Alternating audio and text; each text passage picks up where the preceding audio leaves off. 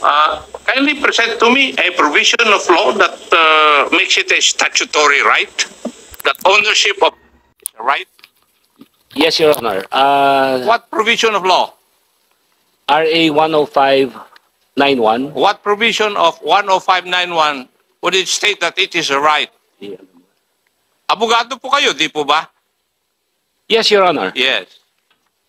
It's a statutory right, meaning it is granted by It law. is provided for by law. Yes. Nagkaintindihan tayo. Abogado rin po ako eh. Yes, I know. Oh. Kaya nga, what provision of law? Kindly state that provision of law. Kasi sinasabi mo statutory right. I'm asking you, what law grants that statutory right? We'll check on the provision, Your Honor, of the law, and I'll get back to you. Yes, hanapin mo lahat Yes. dyan. Wala akong makita. Yes, Your Honor.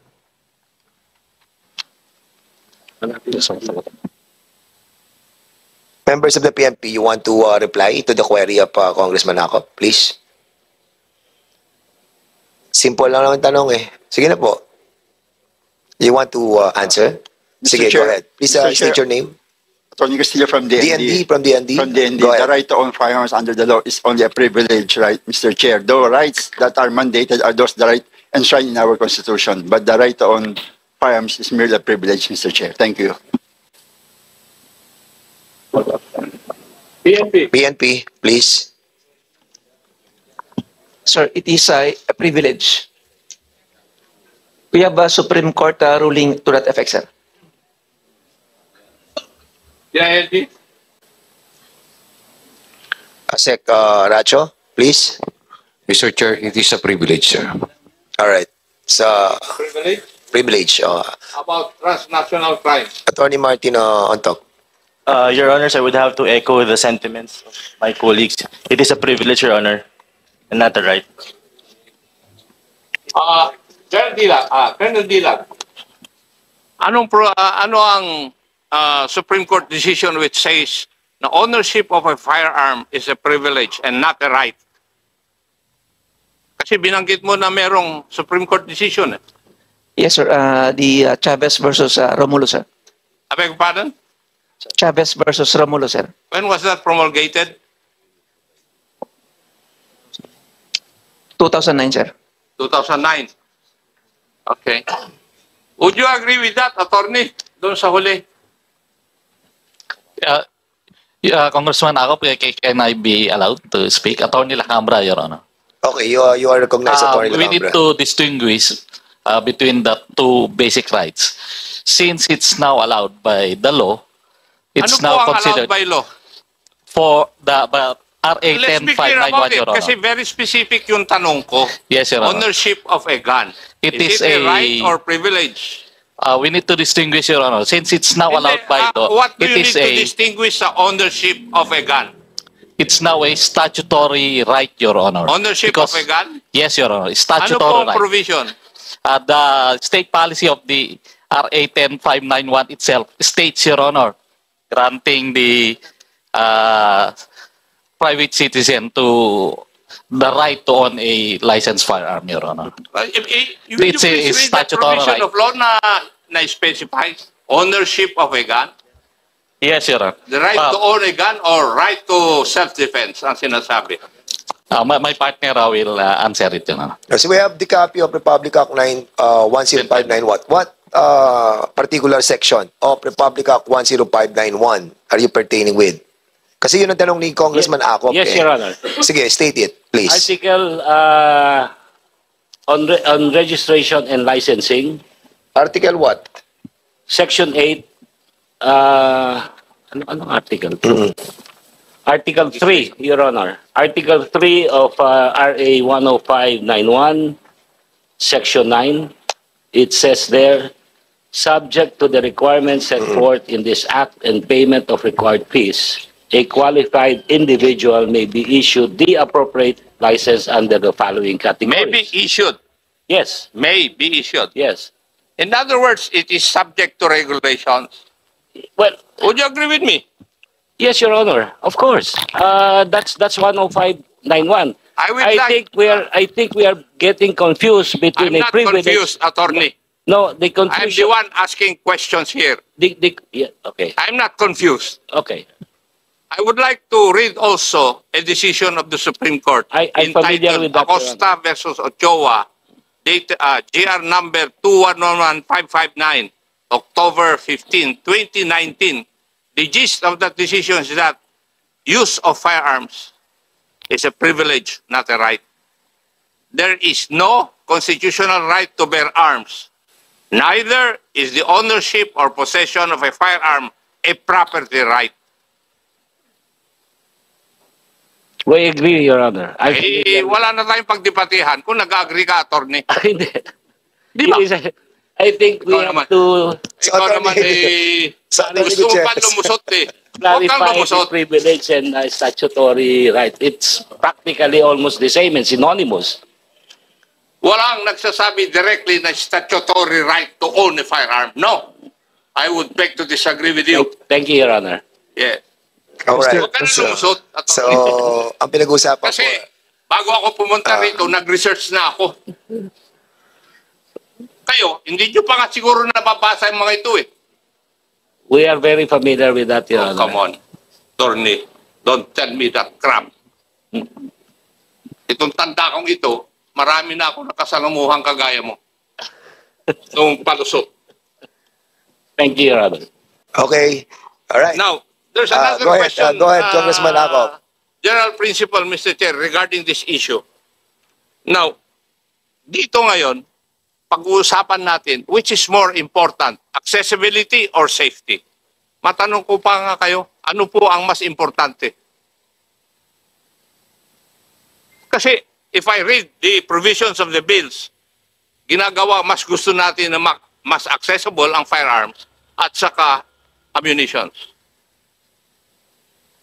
Now, which is more paramount? Accessibility to firearms or safety of the people? Okay, resource persons who wanted to answer. Mr. Chair, if I may. DND, please, answer. Under the Constitution, Mr. Chair, under the General Welfare Clause, is the safety that's more paramount, Mr. Chair. Thank you. So, what's your reply, please? Under the General Welfare Clause of the Constitution, it is the safety which is more paramount. paramount than accessibility, Yes, Mr. Chair. paramount consideration is the safety. Okay. PNP, again. PND. PNP. The population, that comes first. Okay. Nika, you want to answer? Just like with the position of the PNP, sir, safety. So, the ILG, same position? Yes, sir. Safety of the people, And also sir. the national crime? Yes, Mr. Same? Chair. Same. All right. The manufacturers and the dealers associations, you want to answer onto the query of Congressman Ako? Please, the one wearing a white polo, please answer back. That's attorney. Thank you, Honorable Chairperson. We actually agree with the sentiments of the government personnel that the safety of the public is something to keep into consideration. Although we would also like to submit that the accessibility and also the safety does not necessarily contradict each other, that there could be a picking of certain provisions which may be both beneficial to both the safety of the general welfare of the public as well as also making it accessible to some licensed individuals, because as we know, and as also pointed out by the Representative Akop, and correctly so, that the ownership of firearms, it is actually a privilege. We just have to distinguish that there is a difference between the property itself, which is a right to property, and being licensed to own, which is why we're here all today to request the kind indulgence of this committee, because we understand that the firearm ownership is regulated by laws, which is why we are here today. Having said that, we also submit that there is a possibility of promoting both accessibility and also the public safety, which is why we have to look into both jurisprudence, as also cited by the committee members here today, as well as relevant statistics, whether both local or international, to see trends, if there is any merit to promoting one sort of restriction over the other. Thank you, Mr. Chair. Any other resource persons who wanted to answer back? Mr. Rico? Mr. Rico? Yes, thank you Go ahead. for recognizing this input, Honorable Fernandez. So for our feedback, this comes from our experience of owning firearms for many years now. Of course, we all want safety, and our firearms laws here in the Philippines at present are actually doing a very good job at keeping the public safe. However, I believe that that there is somewhat of a false dichotomy here between having to choose between safety and accessibility, because the reality here is that we can have both. We can have both. We can have very safe firearms laws and at the same time improve the efficiency to help lawful gun owners. And the reason why this is important is because the more we restrict firearms ownership, the more loose firearms proliferate. It is very easy for criminals to acquire firearms illegally. And if we make it very difficult for people to own firearms, it will only mean that criminals will have a bigger disadvantage over us, and the more likely that firearms being sold in the black market will proliferate, because legal firearms are very difficult to acquire. So I think that we can accomplish both by working together. Thank you. Okay, thank you so much. Actually, mag-12 na, and we have another schedule. And probably, if Chairman Akop is already done. Not over yet. You're not yet done. Sige, go ahead. I might be a member of the technical working group. Gusto kong malaman na kung ano kaisipan nila eh. All right. Bago ko. So you want to this other Yes, resource okay. person to answer as well? Sinasabi po nila, the right to own a firearm is associated with the right to self-defense. Ganon yung mga statement na naririnig ko po sa inyo eh. Di po ba? Would you agree with that? Who wants to answer? From the... Kayo, gusto nyo magkaroon ng firearms for self-defense. Di po ba? Yun naman ang katotohanan eh. Bakit po di natin aminin? Sige nga. Eh bakit kayo tahimik ngayon? Advocates. Attorney. Go ahead. If I may, yes, Representative Akop, that is mentioned in Section 2 of 10591, sir. Oh. If you read Section 2 of RA 10591, Declaration of State Policy, the state recognizes that the right to self-defense is provided as a justifying circumstance under the revised penal code. However, this right to self-defense, it is to be done through the use of firearms, is granted only to qualified, underscored, qualified citizens. And therefore, there's a need for regulation. Would you agree with that also? Attorney, go ahead. Yes, Representative Akop, yes, there's a need for regulation, which is why we are here today to propose what possible means of regulation may be, because even if it were a loosening or restricting, either or would still be regulation. And assuming for the sake of argument that the right to possess firearms was considered a property right, it is doctrine also that property rights are always subject to the state police power. Would you agree with that also? Yes, your Representative. And therefore, regulations have to be made.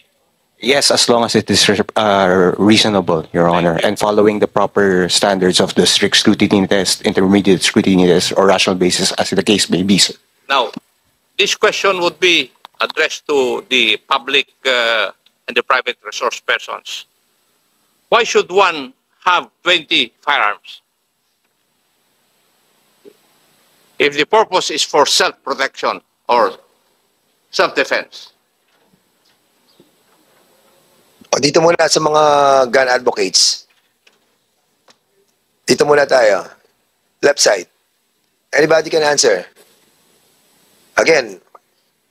Your Honor, while we understand that the license to own and possess a firearm is a privilege premised on one's inherent right to self-defense, it is also understandable that it being property, if a person is already licensed and qualified to own a firearm, they may own multiple firearms as they may wish, and as long as the regulatory agencies would see it and deem fit that they can own it.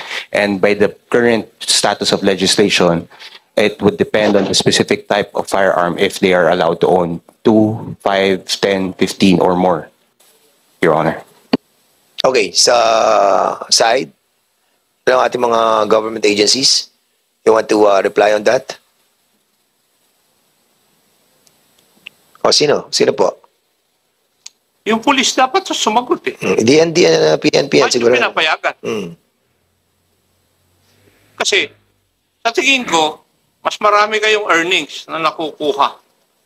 Kasi mas maraming napapalisensya na firearms eh. I think that's the only logical reason that I can see. Why would an individual, single individual, need 20 firearms? If he's not a, shall we say, anong tawag na natin po doon, yung collector of firearms. Sige nga.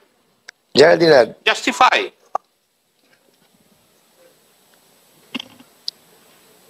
Mr. Chair,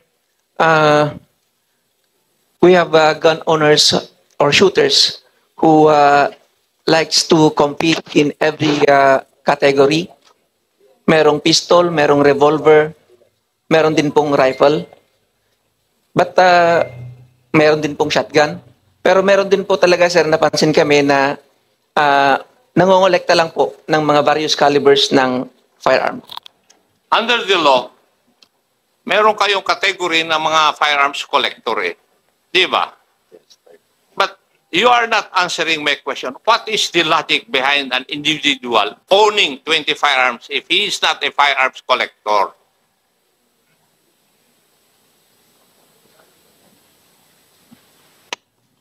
in other words, bakit nyo pinapayagan? Kung hindi naman po sila, aside from being a guns collector, di ba? So, bakit natin pinapayagan? Before, Sige. nung nasa serbisyo pa ako, one long and one short lang ang allowed eh. Would you agree with me also? Yes, sir. Yes. One long, one short lang allowed. Nabago na ng mga batas. Now, give me the logic why an individual person would be allowed to possess 15, 20 firearms. Bakit?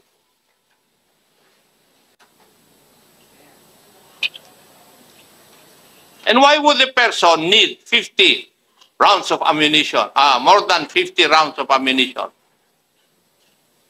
Except for those firearm, shall we say, involved in sports. Okay, Mr. Topacio, go ahead. Mr. Congressman, I can cite an example on why a person would need more than 15 guns. So, More than 20. yes. So before, if we talk about 15 to 20 years ago, ang uso lang po is a 1911 and a rifle.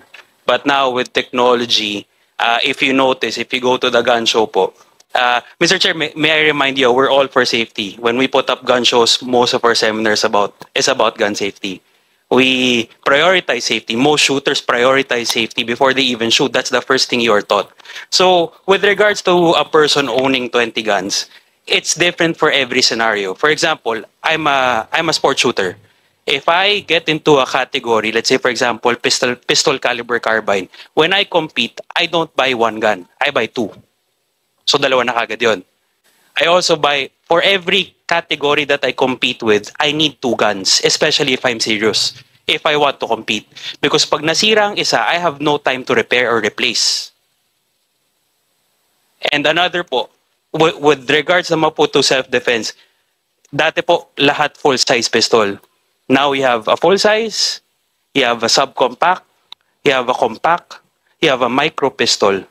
So you have 4 different sizes already for pistols.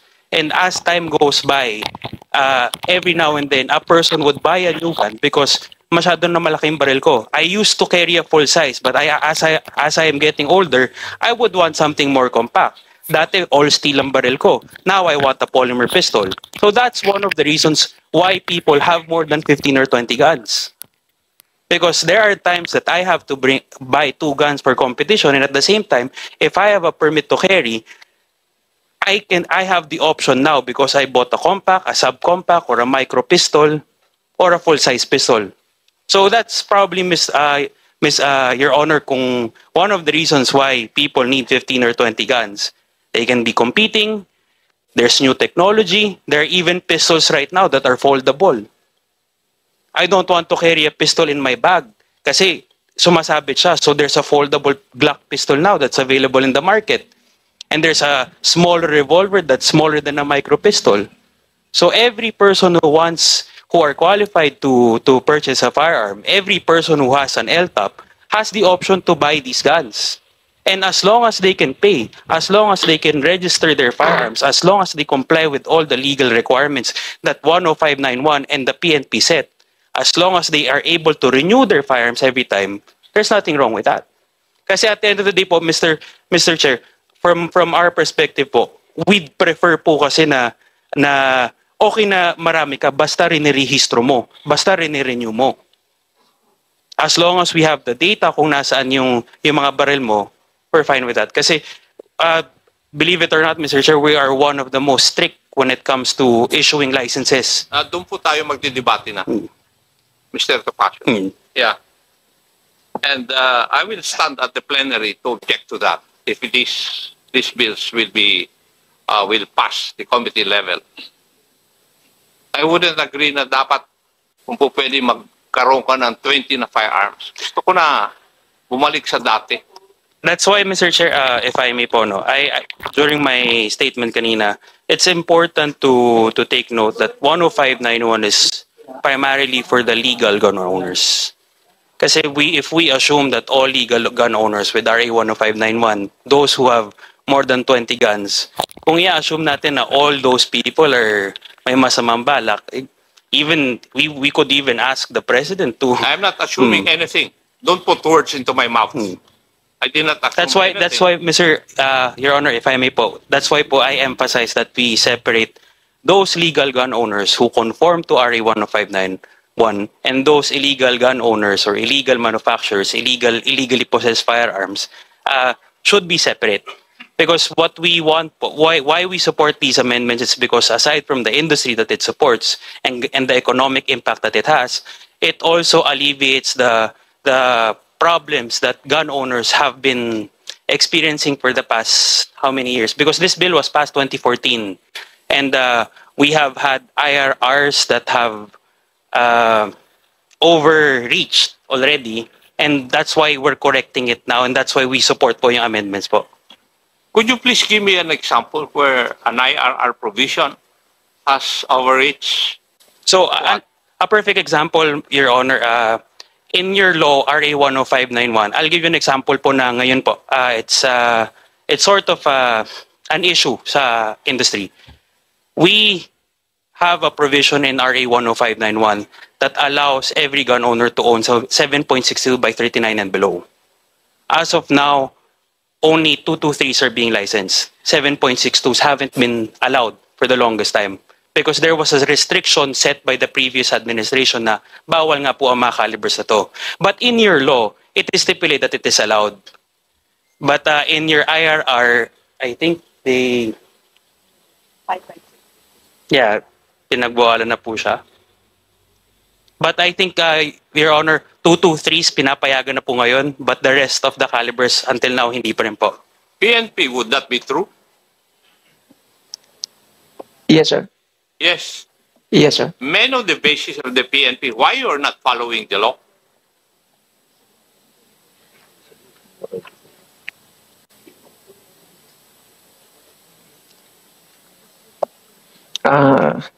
The regulatory function of the PNP, sir. Can a regulatory function or provision of the PNP rise over and above the law? Following your logic.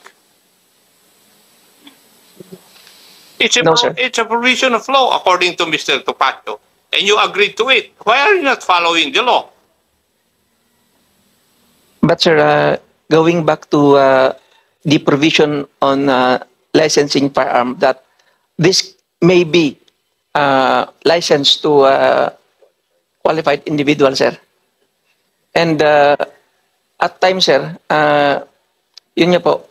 If, Colonel Dilang, if it is expressly provided by law and your IRR doesn't say so, says otherwise, I think that's ultra vires. And the good lawyers would agree with me. Di ba? Yes, sir. Bakit hindi nyo sundin yung bata? Are you trying to tell us that you are defying the intent of the framers of that law?